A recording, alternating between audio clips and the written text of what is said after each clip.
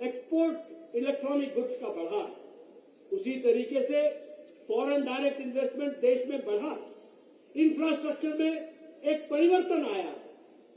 आज से 10 साल पहले, 15 साल पहले जब मुझे कभी गाजियाबाद, मोहन नगर आना पड़ता था तो ऐसा लगता था जैसे पता नहीं मैं दिल्ली से कौन सी दूसरी दुनिया में जा रहा हूं। आज कोई बोलता है फलाना फ्लाईओवर पकड़ लो, कोई बोलता है फलाना एलिवेटेड रोड पकड़ लो।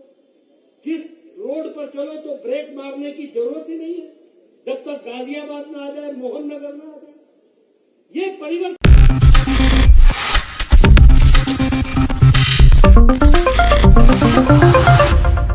नेक्स्ट 9 न्यूज में आपका बहुत बहुत स्वागत है। मैं हूं आपके साथ अबरारुल हक रहमानी।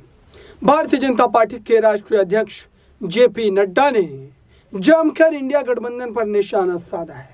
दरअसल उनके द्वारा पहले भी इस तरीके से इंडिया गठबंधन को लेकर के ये आरोप लगाए गए कि दरअसल ये पारिवारिक गठबंधन है, ये परिवार को बचाने का गठबंधन है और इस गठबंधन का मात्र इतना ही एक तरीके से मकसद बताया गया उनके द्वारा कि ये जो है अपने जो है दलों को बचाना चाहते हैं और इसी कड़ी में वो लगातार आगे बढ़ रहे हैं। लेकिन सवाल ये है, क्या इस गठबंधन से भारतीय जनता पार्टी को एक बड़ा झटका नहीं लगा है और क्या प्रधानमंत्री नरेंद्र मोदी की अगुवाई में जो बीजेपी आसानी से आगे बढ़ रही थी उसमें एक ब्रेक नहीं लगा है।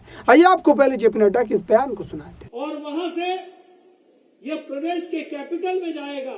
आपका द्वारा इकट्ठा किया हुआ वो कलश यहां से लखनऊ जाएगा और वहां हमारे मुख्यमंत्री उसका स्वागत करेंगे और फिर वहां से हमारे नौजवान साथी उसको लेकर 7,500 ब्लॉक से 500 म्यूनिसिपैलिटी से 8,000 कलश लेकर लाखों कार्यकर्ता अक्टूबर के अंत में दिल्ली के कर्तव्य पथ पर वहां एकत्र आएंगे और वहां हम शपथ लेंगे कि इस कलश की माटी की सौगंध खाते हैं, हम देश की रक्षा, सुरक्षा और इसको अमृत काल में विकसित राष्ट्र बनाने में कोई कसर नहीं छोड़ेंगे। इस बात का हम संकल्प लेंगे और ये संकल्प हमको भारत के यशस्वी प्रधानमंत्री श्री नरेंद्र मोदी जी दिलाएंगे।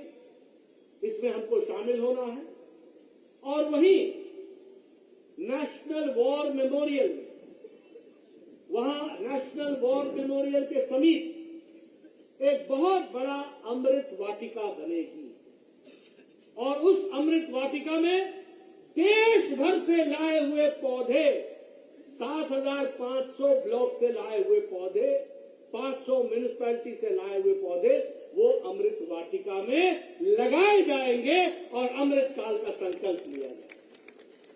इस कार्यक्रम में आज आप लोग यहां पर शामिल हुए हैं। मेरा आपसे निवेदन है कि आप घर घर जाइए, गांव गांव जाइए, पंचायत पंचायत जाइए, हर घर में शपथ दिलाइए। 140 करोड़ के देश को जोड़कर अमृत काल के संकल्प को लेकर, मैं देख रहा हूं यहां सब जवान बैठे हैं और सबने अगले 25 साल देखना है। 2047 की सुबह देखनी है तो 2047 की 15 अगस्त की सुबह हम भारत को एक विकसित राष्ट्र के रूप में देखें, इस बात की हमको संकल्प लेंगे। और इसीलिए इस काम को हम सब लोगों ने मेरा माटी मेरा देश इस माध्यम से इस कार्यक्रम को शुरुआत करने का तय किया है। कल भारत के गृह मंत्री ने दिल्ली में इसकी शुरुआत की। मुझे यहां आज आने का सौभाग्य मिला है और आप सबके दर्शन करने का मौका मिला है। आपसे मैं यही निवेदन करना चाहूंगा कि हम अपने देश को विकसित राष्ट्र के रूप में आगे बढ़ाएं। आपने देखा होगा आज हमारा देश इंफ्रास्ट्रक्चर में कितना आगे बढ़ चला है। आपको जानकर के खुशी होगी कि पिछले 9 सालों के अंदर भारत ने अर्थव्यवस्था में जो 11वें पायदान पर खड़ा था, आज ब्रिटेन जिसने हमको 200 साल से ज्यादा राज किया उसको पछाड़कर 5वीं सबसे बड़ी अर्थव्यवस्था बन गई।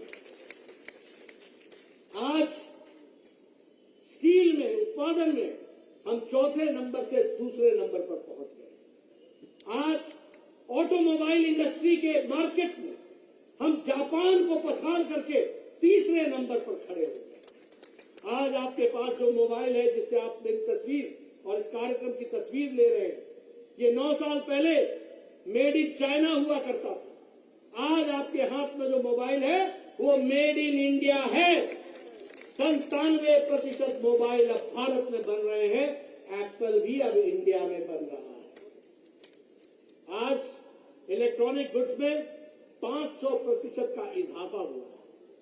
आज 70,000 करोड़ रुपीस का हमारा एक्सपोर्ट इलेक्ट्रॉनिक गुड्स का बढ़ा। उसी तरीके से फॉरेन डायरेक्ट इन्वेस्टमेंट देश में बढ़ा।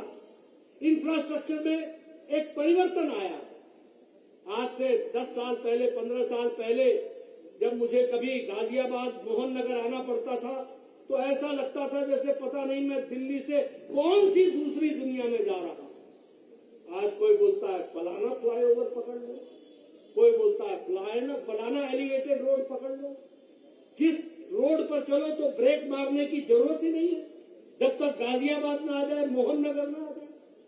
ये परिवर्तन आज आपके बगल में जेवर का इंटरनेशनल एयरपोर्ट एशिया का नंबर 1 एयरपोर्ट बन रहा है। इस बात को भी हमको ध्यान रखना है। ये परिवर्तन एयरवेज, रोडवेज, रेलवेज, वाटरवेज, हर तरीके की कनेक्टिविटी ये हमको देखने को मिल रही है। ये विकसित भारत के लक्षण हमको दिख रहे हैं और मोदी जी के नेतृत्व में 9 साल के अंदर इसको हमने हासिल किया। इसको आगे बढ़ाना है।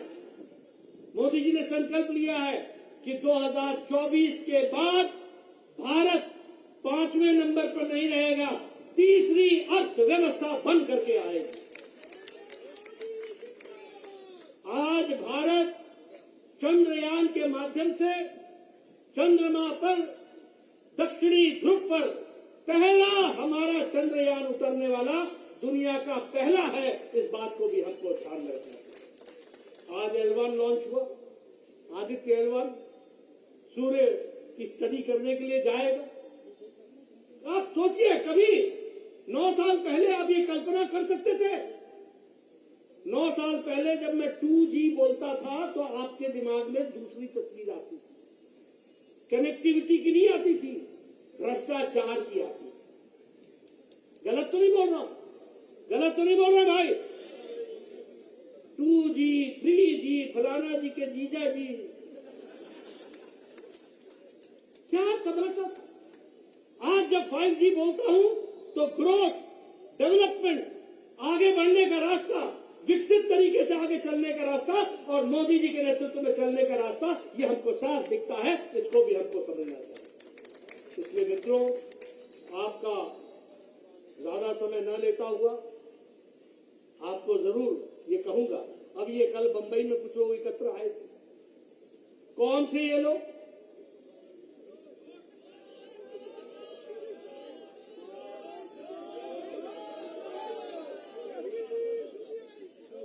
ये वो लोग थे, मोदी जी देश को आगे ले जा रहे। ये वो इकट्ठे हुए थे जो परिवार को आगे ले जाना चाहते हैं। लालू को तेजस्वी की चिंता, अखिलेश को डिम्पल की चिंता, सब परिवार, सोनिया जी को राहुल की चिंता। ये काहे की नेशनल पार्टी? ये तो परिवार की पार्टियां बन गई। बाकी तो सब इनके खिदमत करते हैं। ये उद्धव, ये किसकी चिंता कर रहा है? महाराष्ट्र की या आदित्य की? ये शरद जी, क्यों पार्टी टूटी? परिवार के कारण। ये परिवारवाद, ये परिवार के प्रति प्रेम। ममता दीदी, पीसी, बंगला में पीसी बुआ को बोलते हैं, पीसी और भतीजा भाईपो।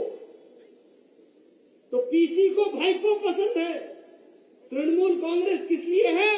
बंगाल के लिए नहीं है, भतीजे के लिए है। इसको भी हमको समझना चाहिए। ये परिवारवाद। लालू, राबड़ी, तेजस्वी, तेज प्रताप, मीसा, कोई परिवार के बाहर का नाम दिखता है? ये परिवारवाद। तो ये परिवार को जिंदा रखने के लिए वहां इकट्ठे आए। और किस लिए आए थे? कोई रेल के भर्ती में जमीन लेने के घोटाले में था, कोई चारा घोटाले में बेल पर था, कोई नेशनल हेराल्ड के केस में आप बताइए माँ बेटा दोनों बेल पर है कि नहीं है? है कि नहीं है? तो ये सब वो इकट्ठे हुए जो भ्रष्टाचार में ऊपर से नीचे। ये मनीष सिसोदिया आजकल कहाँ है? अरविंद जी को नींद आती है? ये सब लोग, इनको कोई दिल्ली देश से मतलब नहीं है, इनको अपने आप को बचाने से मतलब है।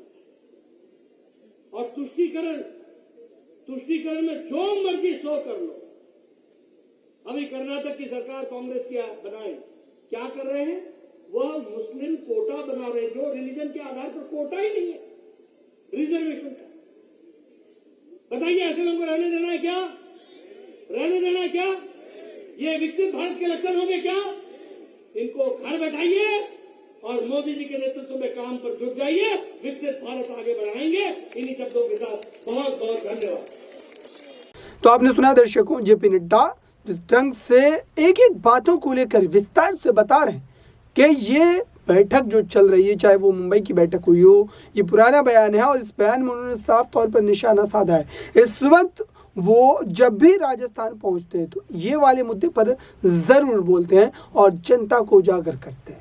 अब देखते हैं कि इंडिया गठबंधन 24 की लड़ाई में क्या बड़ा खेल कर पाता है। इस खास रिपोर्ट में बस इतना ही। जुड़े रहिए बड़ी खबरों के लिए नेक्स्ट 9 न्यूज़।